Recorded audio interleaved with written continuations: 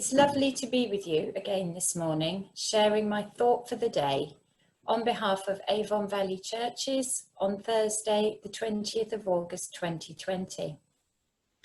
I hope that you have been enjoying the gorgeous weather that we have been having. Whilst I've been sitting outside enjoying the weather, I have struggled with what I have been seeing. From my garden and balcony, I am privileged to have a view of the river, the bridge, and the play park. Each year, I enjoy watching the new cygnets grow into swans and the many ducklings and other birds and fish with whom I share this beautiful part of town. Equally, each year I am distressed by the number of people who quite literally take their lives in their hands whilst jumping into the river off the bridge from the road where there is no pavement. Whilst I do not wish to spoil anyone's fun, it seems to me that this is thoughtless on a number of accounts, which affect not only the jumper, but also a variety of other people. Clearly, there is the risk to the health of the person jumping, and some may say that that's their choice. However, there are also a number of knock-on effects. The distress and trauma to their friends and family should they be injured or worse still killed.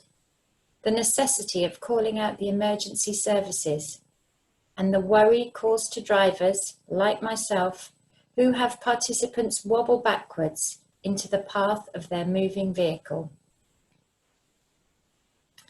Another issue that appears to have been intensified by the warm weather is that of rubbish.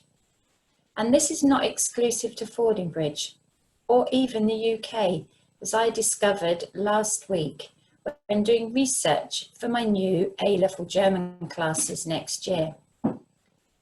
As you are probably aware, when the lockdown restrictions were first eased in June, an estimated 22 tonnes of rubbish were left on and around the beaches in Bournemouth. Someone has to clean this up, and somehow the money has to be found to pay for it. Tilly and I were shocked at the amount of rubbish that had been left in the park a week or so ago when the weather was very hot, including used nappies, empty bottles, food waste, and other items. Tilly finds this particularly upsetting and can often be seen picking up other people's litter and putting it in the bin. Sadly, this is not a practice that I can encourage in the current pandemic. We talked about sharing our park and river and agreed that as custodians of the earth, it was incumbent upon us not only to share it, but also to care for it. But I find it very difficult to share with people who clearly abuse it. This ungenerous thought of mine bugged me for several days, so I thought I would look and see what the Bible had to say about it. And I thought a good place to start would be the Sermon on the Mount in Matthew's Gospel, chapters 5 to 7, as this contains what we could see as a set of rules for life. I also looked at a similar passage in Luke 6, known as the Sermon on the Plain. Unfortunately, this time the answer was not served up to me on a plate. I had to do a lot more thinking. Luke 6, verse 37 to 38, and Matthew 7, 1 to 6 both talk about judgment. Judge not, lest you be judged. I had to ask myself, was I sitting in my ivory tower or on my ivory balcony, judging those people abusing, in my mind, the park and river? Was my concern for their safety a front for an ungenerous spirit? And what would be the consequences of this judgment?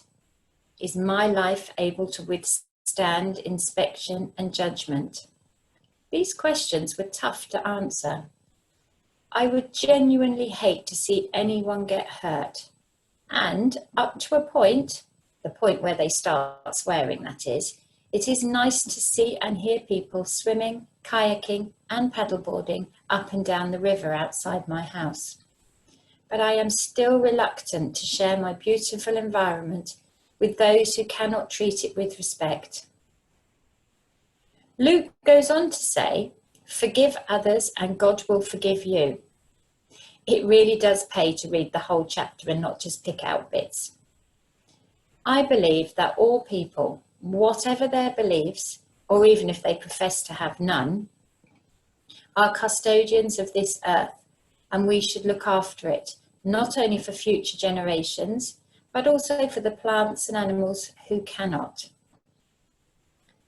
There are numerous interpretations of a verse in Leviticus relating to this, which in the King James Version reads, "For ye are strangers and sojourners with me." Interpretations such as immigrants and foreign guests of mine, and you, like foreigners, are allowed to make use of it. Or foreigners and travellers living for a while on my land. It seems reasonable to me, therefore, to expect people who visit our beautiful town and countryside to follow these principles and act like respectful guests. I wonder how they would feel if someone were to dump rubbish in their garden, stand outside their window shouting or swearing, or even run in front of their car. There are many bins in the park, but if they are full, take your rubbish home with you. Now, maybe I have an overdeveloped sense of the issue of littering. As a regular visitor to Germany during my childhood, the cleanliness of their streets was a constant delight to me. It actually now is becoming a source of distress as well, as standards over there are slipping.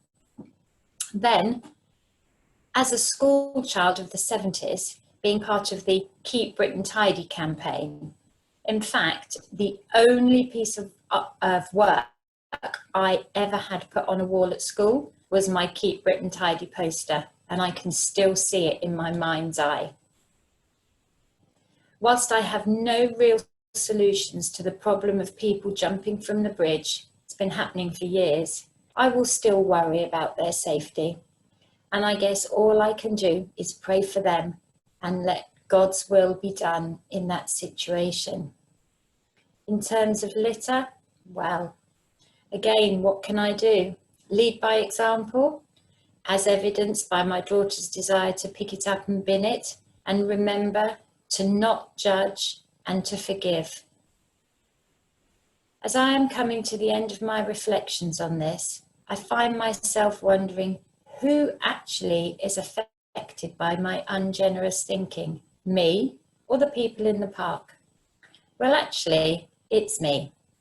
They have no idea, and they probably care even less about my thoughts. So maybe I should channel this mental energy into prayer, in the sure and certain knowledge that somehow, somewhere, and sometime, God will answer. Thank you for joining me today, and I hope that you are enjoying the latest round of lifted lockdown restrictions. As you're going about your days, please be custodians of our beautiful environment. I look forward to being with you again next month, but don't forget, same time, same place, but different face tomorrow and every other weekday.